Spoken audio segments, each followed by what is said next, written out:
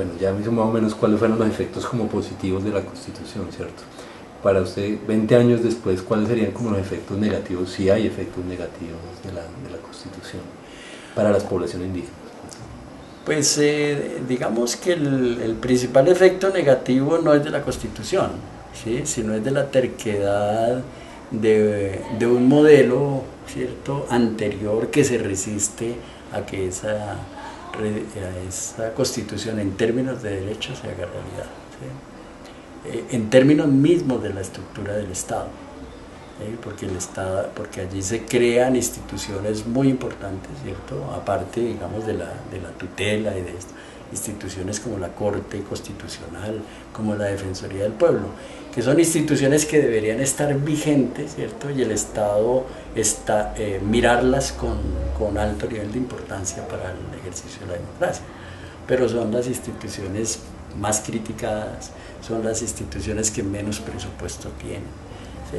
Entonces uno no podría plantearle, digamos, muchas cosas negativas a la Constitución, sino más bien muchas cosas negativas es a la correlación de fuerzas. Hay un país que ha permitido, ¿cierto?, que una derecha se plante, aunque claro que lo ha permitido con una tragedia grandísima, que son más de 5 millones de desplazados. Entonces, pues así es difícil pensar una correlación de fuerzas, pero también a un movimiento guerrillero muy necio, ¿cierto?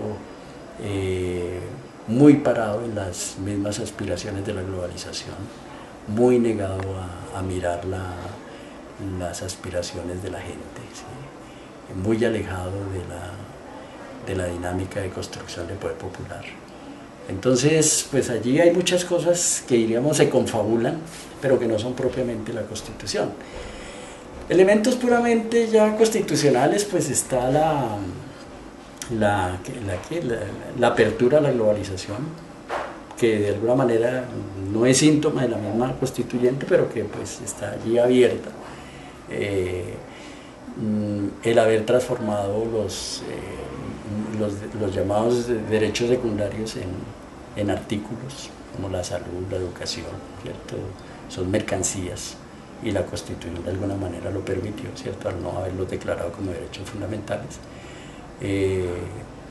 Pero eso, más que ser efecto de la Constitución, es efecto de la persistencia de un modelo de derecha, ¿cierto?, un modelo neoliberal, un modelo globalizador, que está desde el mismo momento en que se firmó la Constituyente Nacional, que fue el gobierno de Gaviria, ¿no? Y de ahí para acá se han sucedido y no hay ninguno de ellos que haya asumido el modelo que planteó esa carta política. Y Jorge, ¿a usted no le parece que la Constituyente profundizó o dio origen como a una rivalidad, por ejemplo, entre campesinos indígenas, poblaciones negras, entre diferentes grupos étnicos?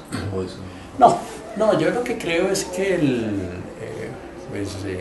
nosotros veníamos anteriormente de sucesos como las Cuivadas, por lo cierto, en donde era normal cazar indígenas, en donde la ley no protegía al indio realmente, en donde había un modelo de invisibilización permanente hacia los derechos de los indígenas, pero una visibilidad constante para su desaparición. Entonces uno no podría echarle la culpa a eso. Anteriormente todas las zonas indígenas eran consideradas baldíos y pues claro que eran los campesinos desplazados los que tenían que llegar a pelearse en la tierra con los indígenas. Entonces siempre ha habido un discurso, lo que pasa es que antes no estaban los derechos de los indígenas.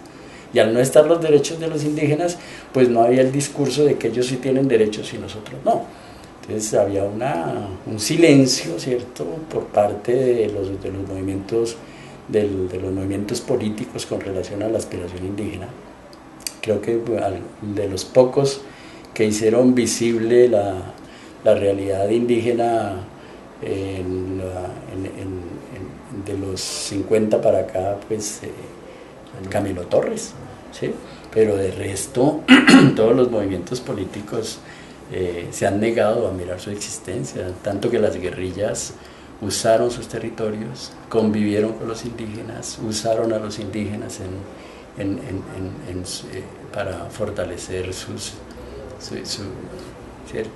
grupos, pero finalmente no lo reconocen como una fuerza real y propositiva. Pero y ahora no pasaría como al revés, pues que son como las poblaciones o los pueblos indígenas los que son más reconocidos, los que existen en la Constitución, y por ejemplo todas esas organizaciones también populares de antes, por ejemplo, los campesinos ya no existen como sujetos de derecho.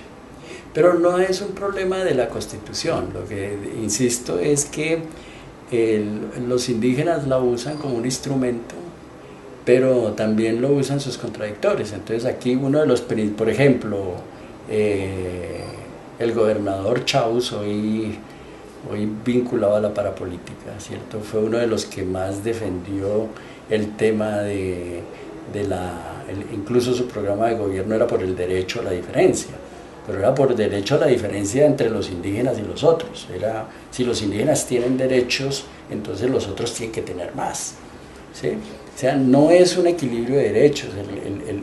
La Corte Constitucional le advirtió en una sentencia referida a salud al Gobierno Nacional, cuando el Gobierno Nacional explicaba que no le podía dar más derechos a los indígenas porque tenían muchos y que les estaban quedando los campesinos sin derechos porque está atendiendo. La Corte le dice, es que los derechos no se recortan, ¿sí? Entonces, si usted no le alcanza el presupuesto, no tiene que recortarle a los indígenas, lo que tiene es que buscar presupuesto para darle a los campesinos, ¿sí? Es decir, ha aparecido es un discurso, ¿cierto?, que ha sido más manipulado por los agentes del poder que una realidad en cuanto a, digamos, a una conjetura real de que campesinos e indígenas se están confrontando, ¿no? La confrontación existe. ¿Esa tensión no existe? La tensión existe, pero por las mismas causales del siglo XVIII, del siglo XIX y del siglo XX, ¿sí? Que son la tensión de la tierra, en donde los desplazados del paramilitarismo, los desplazados de los bandoleros, los desplazados de la industria, ¿cierto? Eran los campesinos. Entonces les tocaba irse ¿a dónde? Pues donde estaban los indígenas, que eran los que tenían los territorios aptos y pacíficos. Y bueno, ya esto, ¿a usted le parece que el acceso de las comunidades y los pueblos indígenas al sistema general de participación en las transferencias, cómo ha influido en la vida de las comunidades? O sea, ¿cómo valora usted más o menos ese transitar, pues? Digamos que la experiencia del Cauca es una experiencia positiva, en donde sin que ellos tengan todavía, o sea, sin que los pueblos indígenas tengan aún autonomía para el manejo de los recursos, sí les ha permitido ingresar en un sistema que desconocían, ¿cierto? Y es manejar recursos del Estado. En otras partes creo que la cosa ha sido un poco más desafortunada, no tanto porque lo que se dice corrientemente, que es que los indígenas no saben manejar la plata, no, sino porque el sistema clientelar no ha desaparecido, porque quienes manejan los recursos y contribuyen a que haya pues corrupción y todo este tipo de cosas entre los pueblos indígenas y las administraciones municipales siguen siendo las alcaldías y los partidos tradicionales. Entonces, pues yo diría que en la medida en que se le permita a los pueblos indígenas actuar con mayor autonomía, las sorpresas van a ser grandes en cuanto a la democracia misma. Porque sin lugar a dudas el recurso se planifica en comunidad. Entonces eso ya indica un cambio. Puede que al comienzo las cosas no sean de una funcionalidad perfecta, pero en la medida en que la comunidad participe, va a ir direccionando los recursos en la ruta que requiere la comunidad misma. Pero, ¿y eso sucede en la actualidad? O sea, ¿la comunidad realmente participa en la planificación? Digamos que hay, por eso digo yo, son procesos. Estamos en un proceso incipiente en el que la comunidad participa en unas partes más que en otras, ¿sí? Pero sí se participa y el Cauca por excelencia se ha preocupado porque eso suceda, ¿sí? No digamos que es el paraíso de las transferencias, pero eso le ha permitido cosas que son simples, por ejemplo, el mejoramiento de las instituciones educativas, cosas simples como tener una ambulancia, cosas simples como mantener un carro para el cabildo, cosas de esas que parecieran, ¿cierto?, como cosas muy pequeñas, ¿cierto?, pero hace 20 años no sucedían. Y por el otro lado, ¿cómo operan esas redes clientelares a través de las transferencias? Desde la lógica de que la alcaldía es la responsable de los recursos, pues en esa lógica se tendrá que manifestar la relación con el gobernador y siempre va a operar una relación chantajista, ¿cierto?, en la que el que tiene el saber y tiene el poder del dinero, pues hace que quienes lo reciban, ¿cierto?, actúen de conformidad a las exigencias que le hace quien le dice ser su protector. Y en ese sentido, pues, nos podría contar como cuáles son las últimas como determinaciones que ustedes como CRIC han tomado en referencia a las transferencias. Sí, en ese sentido hay dos rutas. Una ruta es la de obligar al Estado a que propicie mayores niveles de autonomía con relación al manejo de los recursos, ¿cierto?, en donde sin lugar a dudas toda la institucionalidad estaba en contra, partiendo desde las alcaldías, siguiendo por las personerías, pasando por los entes departamentales que muchas veces no tienen nada que ver con el tema de las transferencias, pero que influyen mucho digamos, en el aporte para algunos proyectos. Entonces, si no son estos, entonces no cofinanciamos. O finalmente, como sucede con Hacienda y el DNP, ¿no?, que son quienes marcan las rutas y le dicen a los alcaldes cuál debe ser su comportamiento para mantener las redes clientelares. Entonces, creo que esa es una situación. Pero la otra es la misma que ha pensado y que de alguna manera se expresó en el 13º Congreso, y es la que dice que el tiempo que le han quitado las transferencias a los gobernadores debe ser recuperado por el cabildo. Y en ese sentido lo que le están indicando a los gobernadores es que no sean ellos los encargados del manejo ni gestión de los recursos de transferencias, sino que se dedique eso a personal un poco más especializado, para que el cabildo y el gobernador puedan dedicarle más tiempo a los procesos organizativos y a las necesidades reales de su comunidad. ¿Y eso qué tan factible es de ser teniendo en cuenta que... Pues, de alguna manera está operando, ¿sí? Algunos cabildos, como sucede con Toribío, Jambaló, algunos en Caldono, ¿sí? Es decir, la cosa tiene posibilidades y hay interés. Tanto es el interés que la decisión fue tomada por gobernadores en el 13º Congreso. Es decir, es una ruta, porque uno no puede decir que lo que dice el Congreso es lo que está funcionando, no. Lo que marcan los congresos y los mandatos son rutas a las que hay que llegar, ¿sí? Y esa es la indicación a la que se debe llegar en un tiempo corto. Y eso quiere decir, de cierta manera, volver a politizar a las autoridades indígenas, como quitándole ese peso de lo económico, un poco. Esa es la reflexión que hay ahí. Sí, es quitarle mayor responsabilidad en términos económicos y que asuma mayor responsabilidad en términos políticos. Y esa responsabilidad en términos económicos sería asumida por... Continúa en el cabildo, lo que ya se le quita es la responsabilidad del manejo, ¿cierto? O sea, como la parte administrativa, esa parte que es la cositera, la de estar, ¿cierto?, dedicarle un día 20 firmas, por ejemplo, ¿cierto? O sea, revisar ese tipo de cosas. Entonces ya la responsabilidad debe recaer en otras personas, ¿cierto? Sin quitarle de alguna manera la facultad que tiene el gobernador con su cabildo, ¿cierto?, de ser los agentes de cumplimiento de las decisiones comunitarias. ¿Y se creó un equipo especial para eso? O sea, es la indicación que hay, ¿cierto? No sabemos si los cabildos ya lo están implementando, pero sería una nueva figura dentro del cabildo, ¿cierto? Sí puede ser, o puede que se funcione con las mismas, pues para eso están también los secretarios, para eso está, sí, hay más personal, hay cabildos que tienen 90 y hasta 120 cabildantes, ¿sí?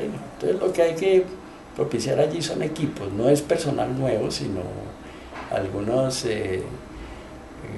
sí, algunas personas con otras capacidades. Ya, la última oración. Porque es que, pues, ahora que por fin nos demos un tiempo, este proceso de la minga, ¿cómo lo ve Jorge Caballero? O sea, después de, pues es un proceso que viene mucho más viejo, el mismo nombre de la minga, ¿verdad? Pero este nuevo o este último nombre que ha tomado, ¿cómo lo ha visto usted? ¿Cuál ha sido la ruta, la evaluación que usted haría?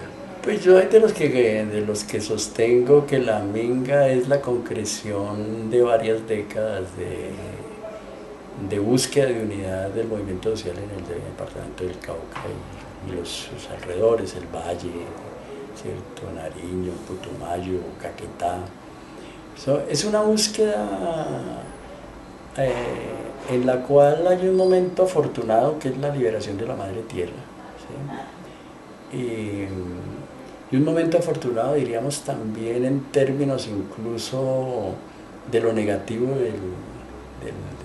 del panorama nacional, ¿no?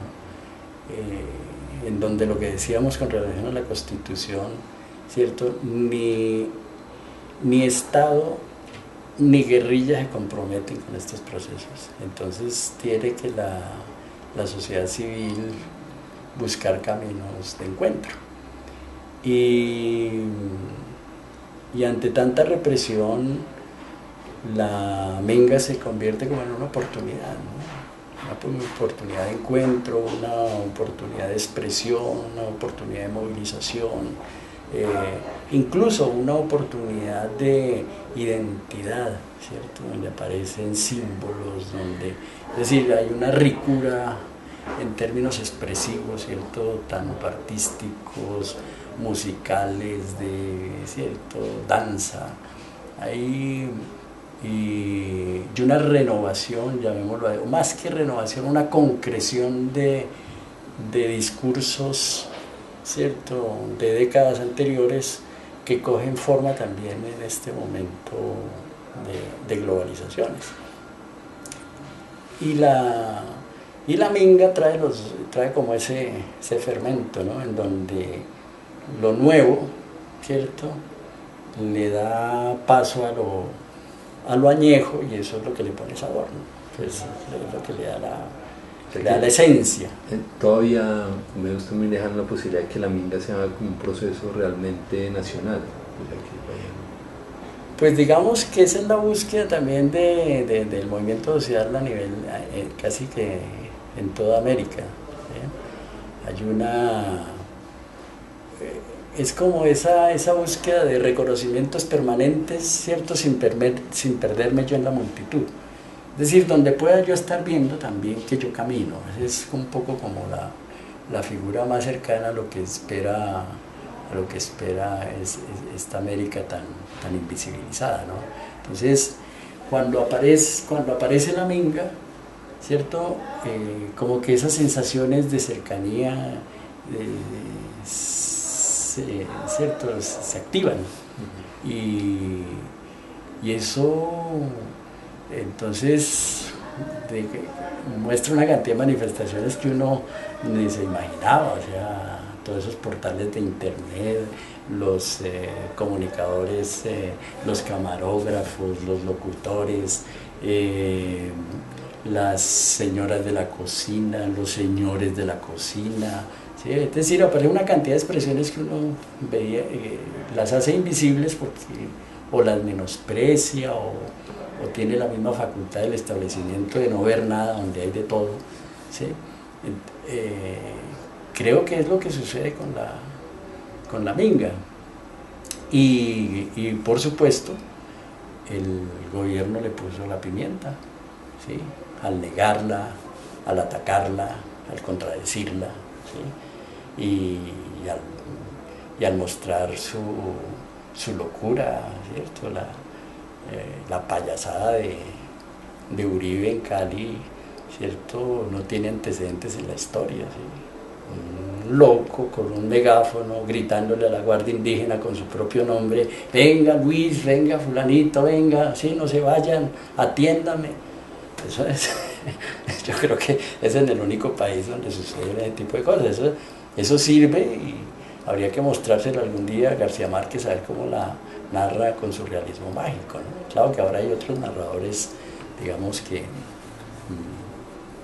de altas calidades, ¿cierto?, que lo podrían hacer. Pero, no es, pero es eso, de alguna manera lo que sí le faltaría a la Minga en estos momentos son narradores, ¿sí? Para que muestren toda esa cantidad de situaciones, uno podría decir, surgidas como de lo más extraño, ¿cierto?, de la sociedad, pero que están ahí, que son permanentes, y principalmente mostrar la ridiculidad, lo ridículo que es el establecimiento. Y esa herramienta que utilizó la Minga para pensar, la Minga de pensamiento, ¿a usted qué le parece? ¿Cómo la ha visto? ¿Si ha sido eficiente? ¿Qué problemas ha tenido? Yo lo que creo es que la Minga es movilización, y en la medida en que la Minga tenga movilización, y esa movilización propicie reflexión, eso es la Minga de pensamiento. Lo que de alguna manera creo yo, ¿cierto?, es, y ojalá no me equivoque, es que en el imaginario de las personas que hemos vivido la represión durante siglos, hay un espíritu de resistencia permanente, y cuando hay expresiones que son justas, ¿cierto?, con el acontecer histórico, esa memoria se reactiva, y esa hace que actúe la gente. Entonces, creo que en la medida en que los mingueros que estamos hoy, ¿cierto?, logremos conciliar, ¿cierto?, con ese pensamiento refundido que está en lo que los políticos antiguamente llamaban las masas, ¿cierto?, que no es más que el movimiento popular.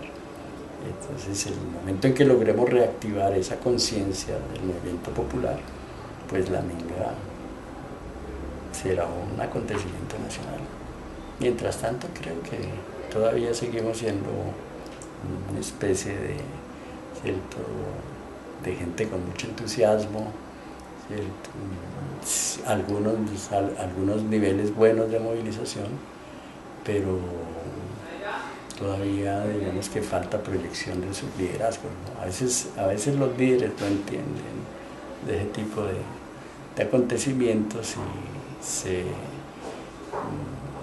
¿cómo llamaría esto?, se ufanan de situaciones que no les pertenecen, ¿no? Listo, Jorge. Muchas gracias.